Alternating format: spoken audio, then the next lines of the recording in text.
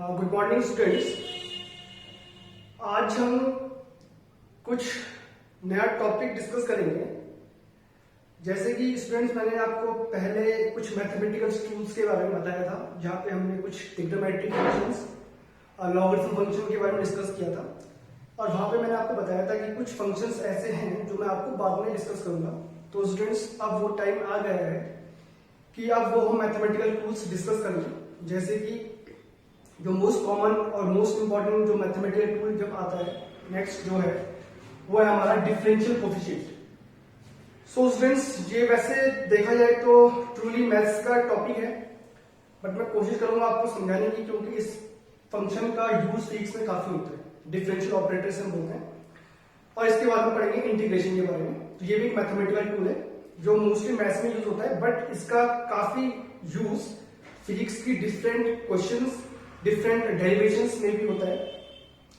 तो स्टूडेंट्स, आज हम पहले बात करेंगे डिफरेंशियल कोफिशिएंट्स के बारे में। तो मैंने थोड़ा यहाँ पे थ्योरी मेंशन की स्टूडेंट्स आपको समझाने के लिए। तो जैसे लेट, आपने ये देखी, let f y is equal to f of x, ये आपने मैथ्स में देखा होगा। Here y is a function of x, ये आप सभी को पता है स्टूडेंट्स। इसको हम इस तरह ही रिप्रेजेंट करेंगे, y is a function of x। आपको एग्जांपल दे देता हूं स्टूडेंट्स इसका। सपोज कीजिए we have a function y is equal to x plus 2। It means students, y is a function of x. It means if you change the value of x, it means if you change the value of x, some change will occur in the value of y. अगर x को हम change करेंगे तो y भी कुछ ना कुछ change होगा। जैसे कि हम एग्जांपल लेके चलते हैं फर्स्ट केस में, x is equal to 1। तो जैसे आप x के लिए 1 पुट अप करेंगे तो y आपको कितना मिलेगा, 3।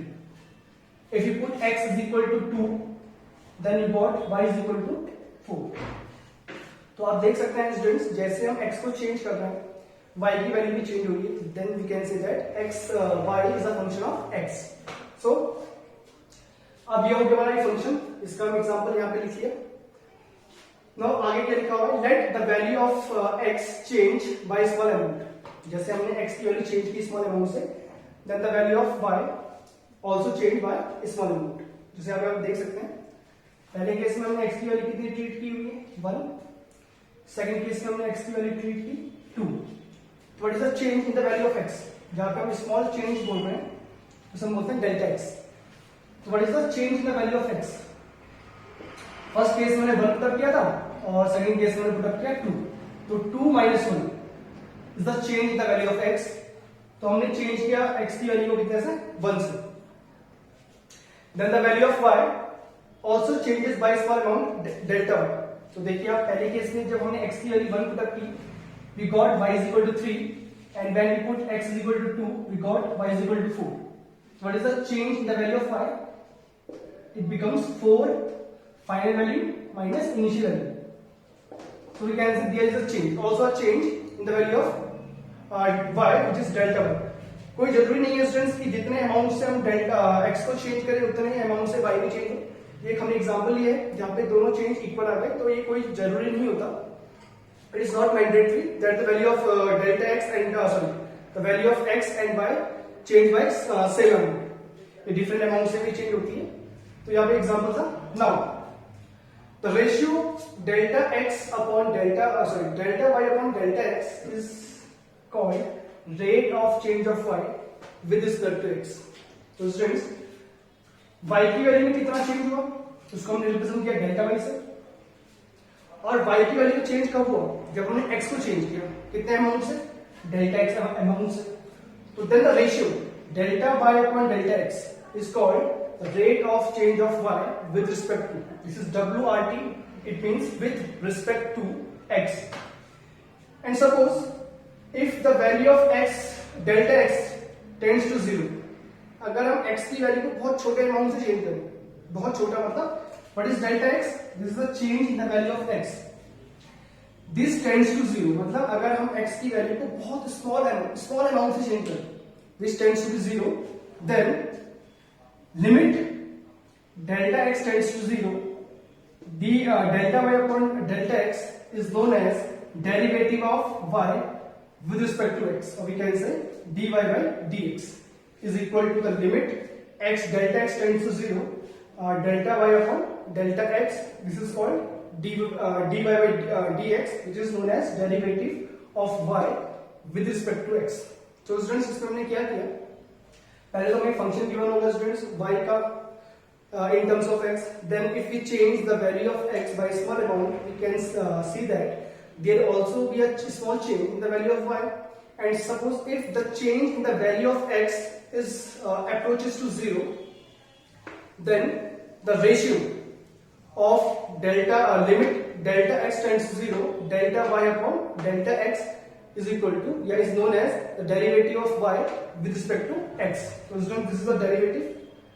अब यहाँ पे कुछ फॉर्मूले आते हैं स्टूडेंट्स, ये फॉर्मूले आपको आते हैं डेरिवेटिव्स के, कुछ जनरल फॉर्मूले हैं.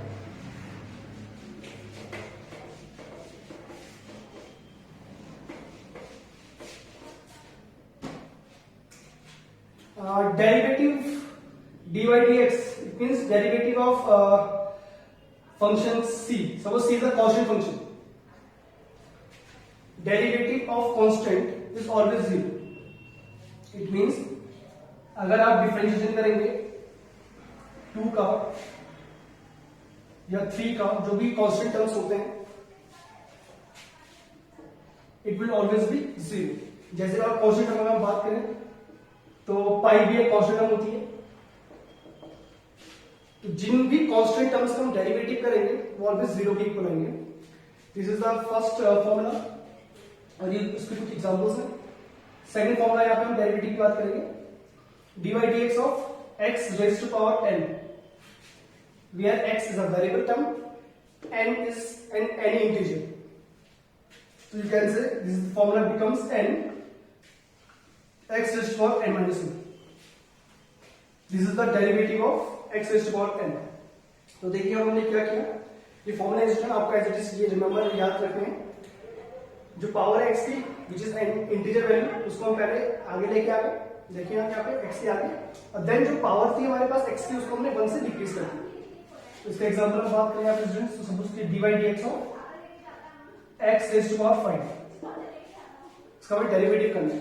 तो by using this formula, first of all you have to write 5 in front of x, and then x raised to power, देखिए यहाँ पे n minus 1, यहाँ पे n की वैल्यू कितनी है 5, तो 5 minus 1 करेंगे आपको कितना मिलेगा, दिस इज 4. सिमिलरली एक और एग्जांपल लिख के चलते हैं, dy dx of x raised to power 3/2, this is also an integer value.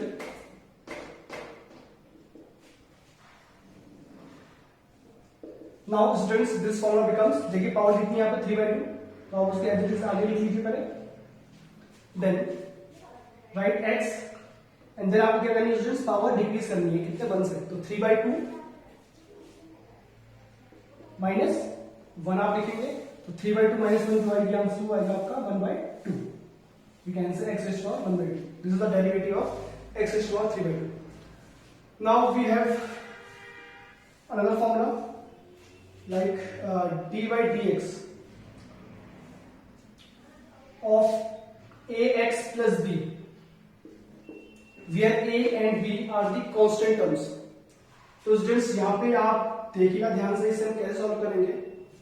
इसका जो फॉर्मूला स्टूडेंट्स यहाँ पे तो हम पहले करते हैं dy डेरिवेटिव को डिस्ट्रीब्यूट करेंगे ओवर ax and b.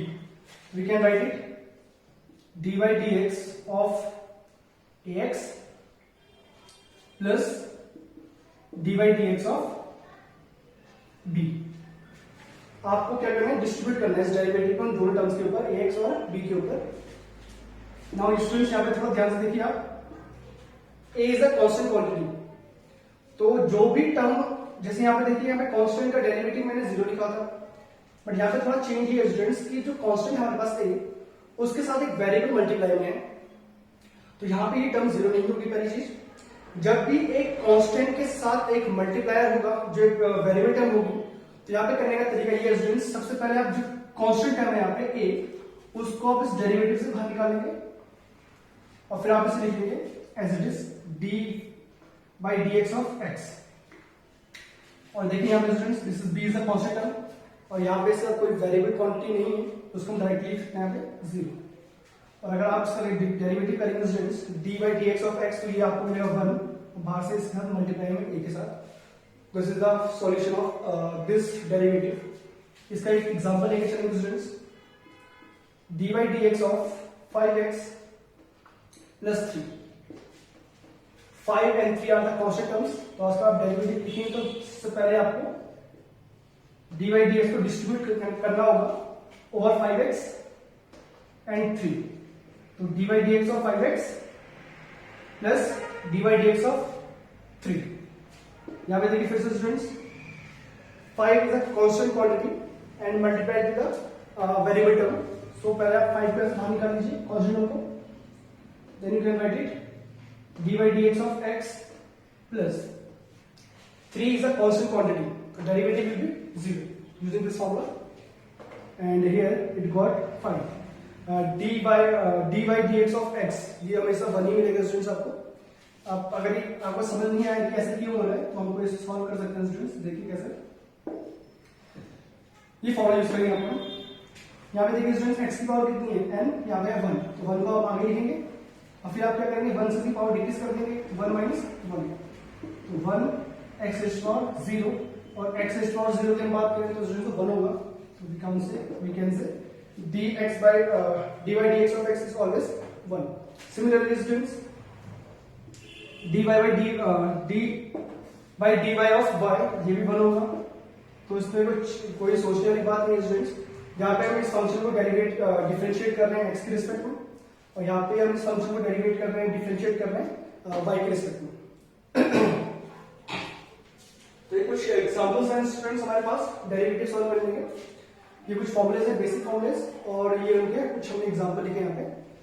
अब स्टूडेंट्स एक डेरिवेटिव हम और अच्छा सॉल्व कर लेते हैं, क्योंकि डेरिवेटिव काफी इंपॉर्टेंट टॉपिक है फिजिक्स के लिए। इसमें अभी हमें काफी डेरिवेशंस और न्यूमेरिकल्स करने हैं, तो मैं चाह रहा हूँ कि आप ये अच्छे से सीख लें, एक बार घर पे अच्छे से प्रैक्टिस कर लें। तो मैं एक एग्जांपल लेके चलूंगा students. Suppose we have y is equal to x square plus 3x plus 5.